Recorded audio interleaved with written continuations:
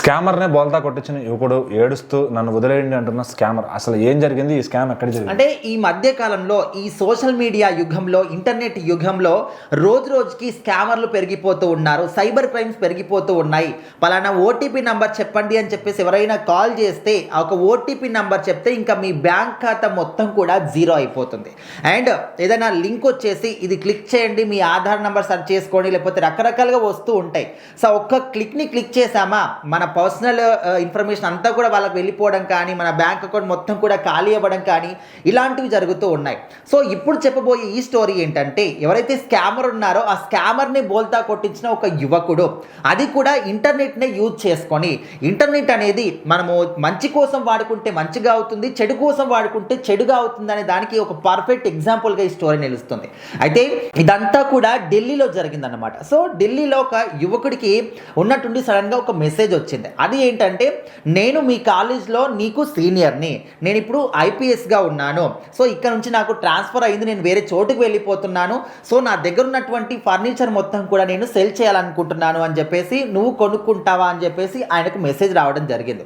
So ఇక్కడ ఎవరికైతే message వచ్చిందో ఆ పిల్లాడు ఎట్లా అంటే, ఇదేదో గుడ్డిగా నమ్మకుండా, ఎంత ఏంటనే ఏ ఇన్ఫర్మేషన్ కూడా అడగకుండా ఓకే నేను కొనుక్కుంటాను అని చెప్పేసి, అక్కడ ఆల్రెడీ అర్థమైపోయింది మ్యాటర్ అంతా కూడా.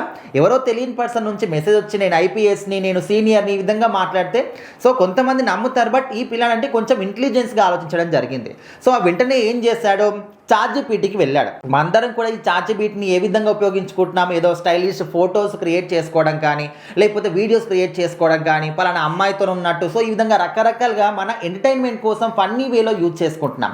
కానీ ఈ అబ్బాయి ఎవరైతే ఉన్నారో సో ఆయన చాట్‌జీపీటీకి వెళ్ళి ఒక పవర్ఫుల్ లింక్ని క్రియేట్ చేశాడు.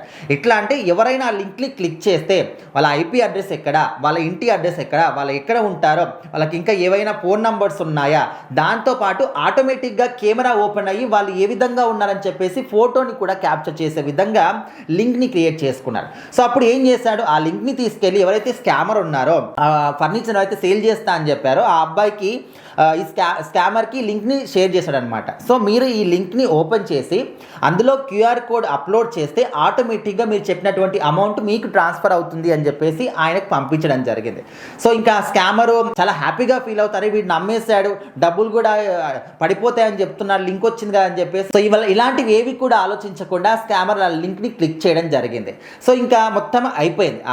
ఆటోమేటిక్గా కెమెరా ఓపెన్ అయిపోయి ఆ పర్సన్ని ఈ విధంగా ఫోటో క్యాప్చర్ చేయడం, తన ఐపీ అడ్రస్ ఏంటి, ఫోన్ నంబర్ ఏంటి, ఆయన ఎక్కడ ఉంటాడు ఏంటి, అంత ఇన్ఫర్మేషన్ అంతా కూడా ఈ యొక్క అబ్బాయికి రావడం జరిగింది. సో అప్పుడు ఏం చేశాడు, ఈయననే రిటర్న్గా ఈ యొక్క ఇన్ఫర్మేషన్ అంతా కూడా స్కామర్కి పంపించేశాడు. సో ఇదంతా కూడా చూసి షాక్ అయిపోయాడు. ఖచ్చితంగా ఇది ఒక ఎన్కౌంటర్ లాగా, కౌంటర్కి ఎన్కౌంటర్ లాగా ఆ స్కామర్కి గుండెలో రాయి పడిపోయింది అనమాట. సో ఇక్కడ నీ డీటెయిల్స్ అన్నీ కూడా రాజస్థాన్ పోలీసులకు నేను పంపిస్తున్నాను, నీ లొకేషన్ కూడా వాళ్ళకి పంపించాను, ఇంకా ఇప్పటి నుంచి మంచిగా జైల్లో ఉండిపో అని చెప్పేసి మెసేజ్ పెట్టాడు. సో ఇక్కడ స్కామర్ ఎవరైతే ఉన్నారో ఆ ఇన్ఫర్మేషన్ కానీ మెసేజ్ అన్ని కూడా చూసి షాక్ అయిపోయి, ఒక నంబర్ కాదు 4-5 నంబర్ నుంచి పదే పదే కాల్ చేస్తూ మెసేజ్ చేస్తూ, నేను అమ్మ మీద ఒట్టేసి చెప్తున్నాను, ఇక మీదట ఇలాంటి పనులు చేయను, ప్లీజ్ ఇవన్నీ కూడా డిలీట్ చేసేయండి అని చెప్పేసి ఏడుస్తూ ప్రాధేయపడడం జరుగుతుంది. సో ఈ స్టోరీని అంతా కూడా ప్రజెంట్ అటువంటి యూత్ అందరూ కూడా ఒక ఇన్స్పిరేషన్గా తీసుకోవాలి.